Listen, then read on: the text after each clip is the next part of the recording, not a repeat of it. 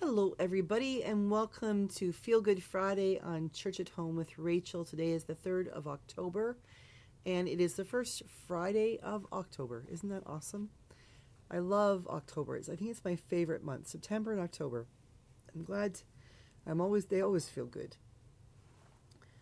I wanted to talk to you today about potential, and how good potential feels.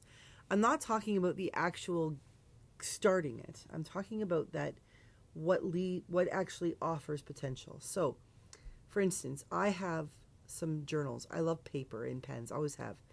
I remember books. I remember when I was about 6 years old, I got a doctor's bag for Christmas, and it had a strap and it had a cover, like a hard box and a cover with a snap, and inside with a stethoscope and a pretend needle and all the things a doctor would need. And we were going to go to my grandparents for Christmas for the rest of the holidays. And so I went upstairs to pack my things and take whatever, the favorite Christmas gift to carry with us was.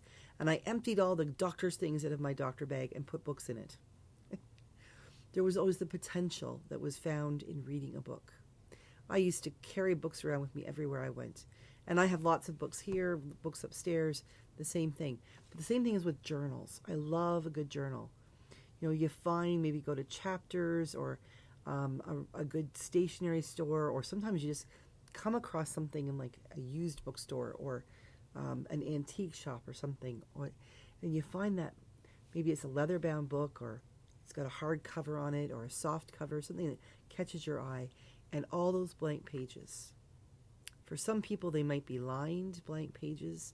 For some people, they might be just blank pages where you can draw or you can write, you could color, all of these things. I love a good lined book. I like to be neat. I like to have the linear, straight across, nose, writing on an angle, things like that. And pens, the same thing. The potential of a good pen when it feels good in your hand. Now, I'm not talking about what happens when you actually start to write. That's a topic for another day. But I'm talking about what happens when you pick that journal up, or you pick up that book that you were just looking forward to reading. The potential of what it's going to be like to read that novel, or that book that's going to teach you how to do that thing you want to learn to do. Or the potential of a phone call. When you just think, I'm going to call my best friend. And just before you dial, or in these days, in the old-fashioned days, you'd dial in a circle, or then you'd hit a button and punch. And nowadays, you just say, hey, Siri, call so-and-so. The potential as the phone is ringing, when you don't quite know where it's going yet. How is this going to turn out? There's a little bit of anxiety there, isn't there? There's a little bit of like when you start a journal or you start to read a book, what if I don't like the book? Or what if I can't think of things to write about? Or what if my friend's not home? Or what if she's having a bad day and we just have a fight or something? But at the same time, there is potential that journal you write in could help you discover some thoughts or ideas or emotions that you've had bottled up inside and you didn't know were there, and feels so good to get out. Or that book you're reading turns out to be much better than the movie, better than anything anyone ever told you about. Or that phone call turns into one of those ones where you haven't spoken to them for like 5 years, but when you get on the phone, you pick up right where you left off. There's so much good in potential. And so this weekend, I'm thinking about potential. What might happen? This weekend, Rob and I are taking the dog to the kennel for the first time, and there is potential for absolute disaster with Skunk going to the kennel. But there's also potential that she might love it and make friends, because she's going to go to the kennel next weekend too, when we go to Halifax for the weekend, because I get to do a wedding.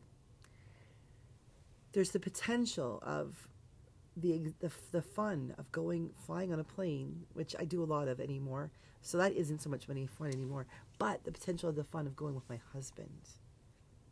Sitting, waiting for the plane, drinking a Starbucks coffee or a Tim Hortons tea, thinking about where we're going, looking at the clouds, thinking about looking out the window at the clouds as we rise above them, the excitement of going to Ottawa, and maybe getting to go to the art gallery and seeing their amazing Group of 7 room, and the incredible incredible beauty that each of the group of 7 painters used or presented, because they used the potential God had given them to paint. Where we're going opens up doors and possibilities for new adventures, for new learning, for revisiting places we've been to before. Ottawa was where we went for our honeymoon. The idea of what could happen is incredible, isn't it? Now, I know there's some people who that's actually paralyzing. The idea of what could happen is something that holds them back, that keeps them from moving forward. But I really want to encourage you this weekend, don't allow yourself to be held back by the potential of something bad happening. But open your heart and your mind and your body and your hands to the potential that something good could happen. I think that's the beauty of potential, that where our attitude is really does have a lot to say in how that potential unfolds. If I go into something dreading it completely, chances are, even if it's wonderful, it's going to be less wonderful because I was so anxious about this. But when I go into it thinking, this is an adventure, this is a possibility, the potential of me learning something or teaching something or experiencing something I've never experienced before, it's all right there. And until I actually do it, it's still right there. It's kind of like having a lottery ticket. You know, I don't know about you, but I buy lottery tickets from time to time, and my husband jokes that like I don't go and check them. Like they sit on my table and they're like, oh yeah, I should go check that. But there's a possibility, there's a potential that as long as I haven't checked that ticket to find out it didn't win, there's the potential that it could have.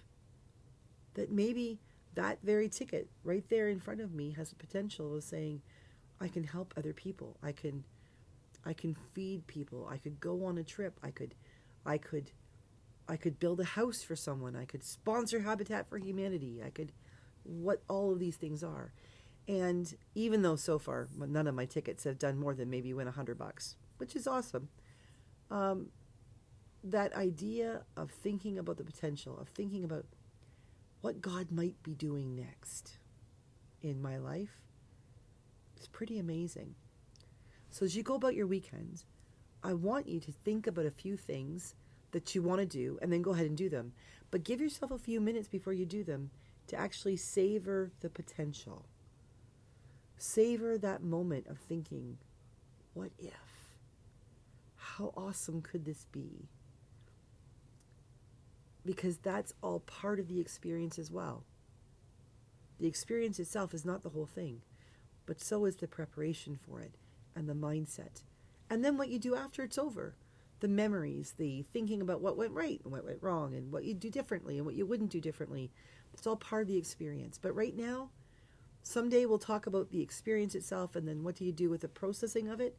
But right now, I want to encourage you for this weekend to think about potential and then go and live it and see how positive potential, you're thinking positively about the potential of something, can actually influence how incredible that experience can be. Think about your potential and then think about the potential of who you are when God created you and said, my child, you are a gift. Use your potential well. Have a good weekend. Have a great weekend and live into your potential and enjoy the potential of all the things. God bless. I will see you again Sunday for Gospel on the Go and Monday for Church at Home with Rachael.